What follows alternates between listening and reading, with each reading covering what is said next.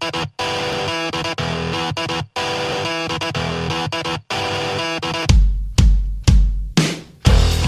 what are your names? What's your role? I'm Kate. I am a junior copywriter, Badger. I'm Erica, a junior art director. My name is Tim Devine. I'm the creative technologist at DT Digital. My name is Danielle and I'm from Hyperland in Stockholm. My name's Lena and I work at Ogilvy as a mainstream creative. I'm Louise and I'm an intern here.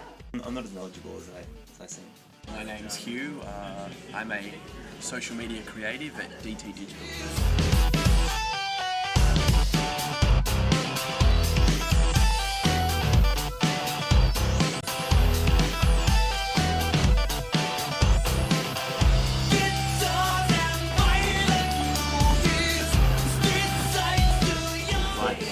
It's quite interesting. Back in the 20s and 30s and 40s, print ads was all about really copy heavy, like there was a lot of words, and even like television commercials. If you look at a lot of the old television commercials, they have lots of like just simple pictures with lots of words. But then throughout the 70s and the 80s and the 90s and even the early 2000s, it was really the old saying, a picture tells picture's worth 1,000 words. Like very little copy. It was all about getting the idea inside the picture, and everyone was a very visual thing. And television commercials resembled films more than anything else. But now with social media, everyone's on the internet and reading. They've got access to Facebook in their pocket 24/7. Reading and words, it's coming back. It's a lot more important. People would much rather quickly read little snippets of information via words than they would watching videos. It's like the online world meets the real world rather than just living in one space specifically. So I think it's going to change. I think it has to, yeah.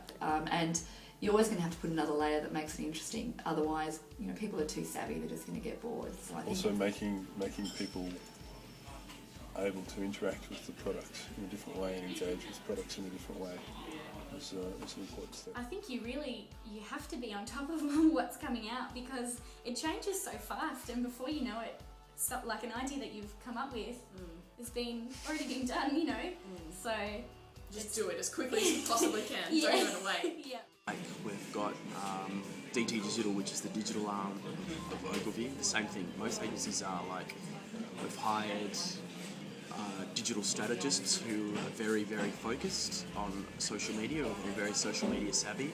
And really it starts with them, because when they sit down with the client will come to them and they'll say, what should we do with our money? We want to be in digital, and we've heard of this Facebook, we'd like to be involved in that. And so it's our digital strategy, and people will sit down with the client and talk to them about the possibilities. ridiculous how much things have changed. I think now things like social media and Facebook are not extras, they're mandatory. Well, I guess It's kind of, if an idea can work in print, it can work anywhere, is kind of what they always say. I think so. It's a pure idea on a And page. I don't think it's going to go anywhere. Like, I can't remember who I was talking to about it, but it's the same kind of thing, when cinema comes along, it doesn't get rid of TV, if that makes sense. So I don't think we're necessarily going to lose any of the above the line media that we have, and I think the thing will be working out exciting ways of integrating a press ad into a digital campaign, whether it's, some kind of code or whatever, but making the things work. I don't think print will die in the short term, especially when you think like people just like to quickly browse and catch a message when going through a paper or an ad shell. I don't know. I think in the short term it'll be okay. In the long term, I don't know.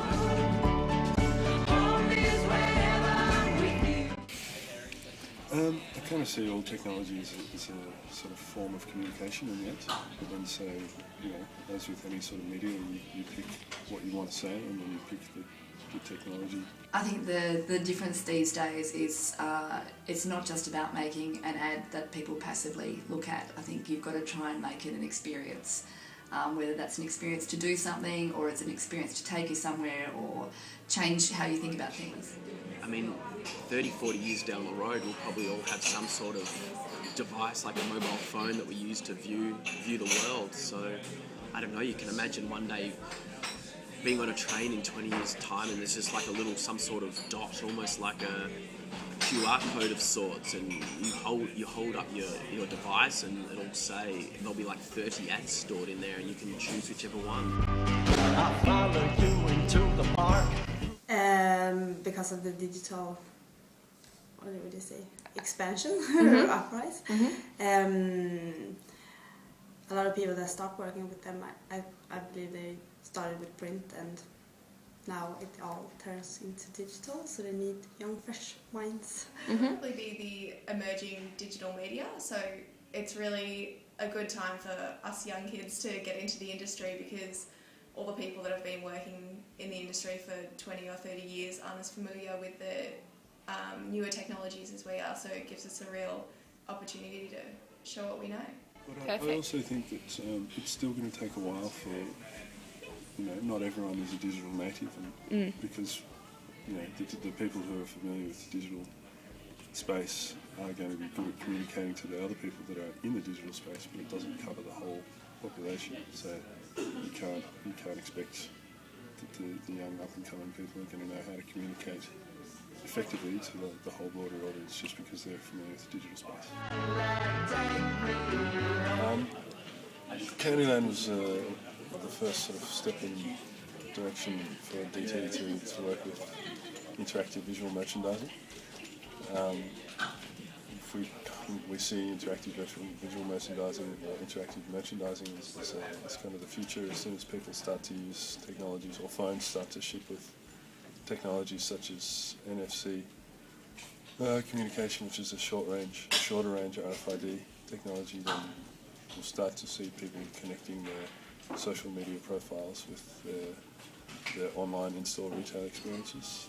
Which was called the Puma Love Run, which was an event that was driven by print and EDMs and Facebook and a lot of other kind of mediums and point of sale. So a lot of things other than like a mainstream thing. So that's probably the most exciting thing that I worked on this year. A lot of it was through, it was a lot of EDMs and stuff like that, to running clubs, and that I think social media was a part of it. It should have been a stronger part of it. I don't think it was the overall part. A lot of it was EDMs and retail kind of partners getting on board and pushing it through there. We had a lot of good media, a lot of press, like local press, like that was in newspapers and stuff like that pushed it as well. Right at the end there was a massive push through Facebook and stuff like that, but they didn't actually have their own Facebook page, which was outrageous, but it didn't happen that way, so it was just other people suddenly getting on board and spreading word of mouth and those types of things. So in this case, it was definitely idea is king, not digital is king, you could say. Yeah, it was, and I mean, also I suppose it was the fact that we were lucky in that Melbourne are adopters of these things. So once it kind of got out, people actually did come along, and it was really good because if you were single, you wore a red t-shirt, and it was held on Valentine's Day, and if you were not single, you were a couple, you were white. So everyone could and everyone embraced the fun of it.